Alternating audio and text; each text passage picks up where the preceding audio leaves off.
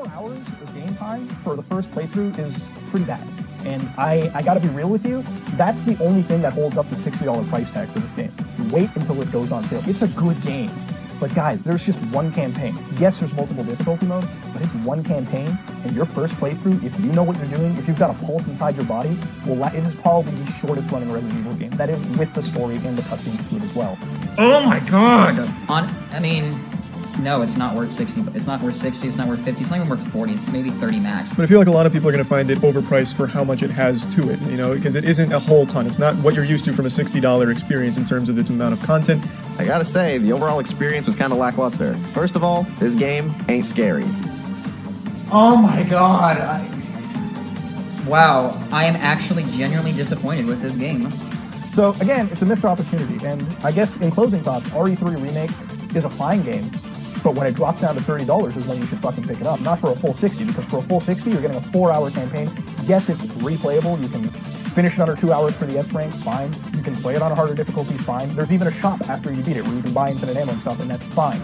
But let me tell you, that is just not worth 60 by today's standards. At one point during the stream, I got so bored that I was just punching enemies with Carlos because I just didn't care anymore. And you know what? I did just fine.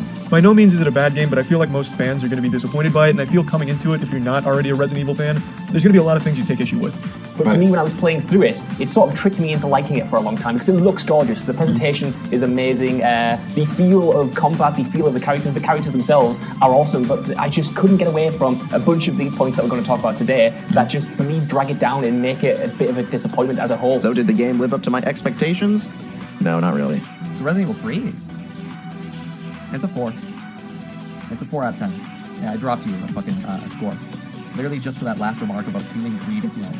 Yeah, this is a fucking piece of shit. It's a 4 out of 10 at best. This game sucked.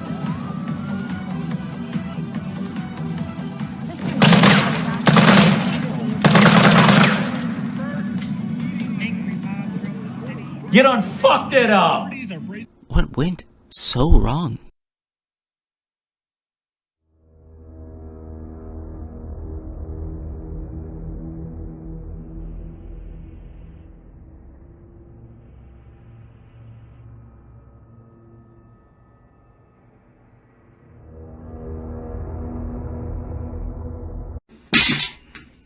Oh, fuck me.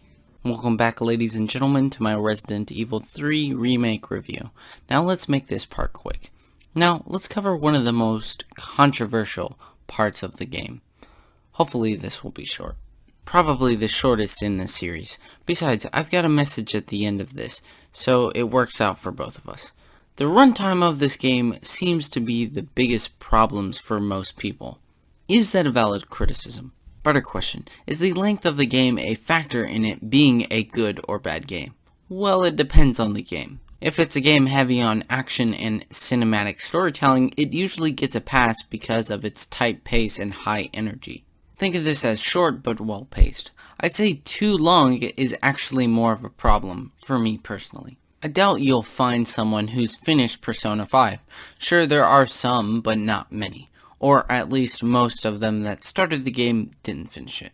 I prefer a short and intense game than a long, draining one. This brings us back to the question at hand. Is the length of a game a factor into it being a good or bad game? Yes and no. First, no. It's not, because an experience can be long and bad while others can be short and good. So the length itself is not the problem. But also, yes, there are circumstances that length factors into quality. It's just rare. Now, when most people say the runtime is bad, they're actually referring it to being too linear. And like I've covered in the last part, this is not a good thing. I know what the next argument is in favor of RE3. But all RE games are fast, I hear some of you say. True, but that doesn't excuse it from being so heavily linear. You can make it linear, it's just the execution of it is poor. If they would have focused on action and spectacle, it could have worked, but of course, instead, they wanted it to be a horror game. Or at least try to be a horror game. What also makes this a dumb point is to make this point, you have to completely forget RE2, that had way less linearity and 2 campaigns. Now, back to the criticism itself. There, believe it or not, I think the intended criticism is well deserved. It's a problem for all people, even the group of people that like this game. Even they must admit this is an issue. So, to recap, is the runtime a problem? Not in itself, it's just the way it uses its time is not well used. A good example of this are all the sections without draws. I personally feel like as if it's wasted time, but that's a debate for another time. Point being, yes, this is a problem. Not the runtime itself, but the linearity that comes with it. Now with that out of the way, I can talk about a quick announcement. I need a break. Again. I'm sorry. I promised I wasn't gonna burn myself out, but I did. I thought this review wouldn't do that to me, but here we are. Not even into part 3 of this series and I've burned myself out completely. So this time I really impressed myself. Last time it happened because I was doing weekly videos. In that situation, it was a slow burn. That too, and looking back on my content, it suffered because of that. But here, in this situation, I covered a topic that I really wasn't that interested in. Just to give you an idea on how burnt out I am, this whole section took me a week to write, while part 2 and 4 took me less than 3 days. And here's the funny part, I don't even have an opinion on the game. I lean towards it having a lot of issues, but that doesn't mean on its own it doesn't make it bad. And to be honest, the only reason I wanted to talk about this game was to dunk on other creators that I felt have talked about this game poorly. And that part doesn't come until the end. I should have known this would happen to me at some point. I should have just worked on Pack 4 and that should have been it. So don't look forward to any future content. Other than a few debates I have planned, this could be a small hiccup for the series or the end of it completely. Don't know at this moment, don't care. So I guess this is goodbye. I won't be seeing you, not in for a long, long time. Except for those few debates that I'm planning.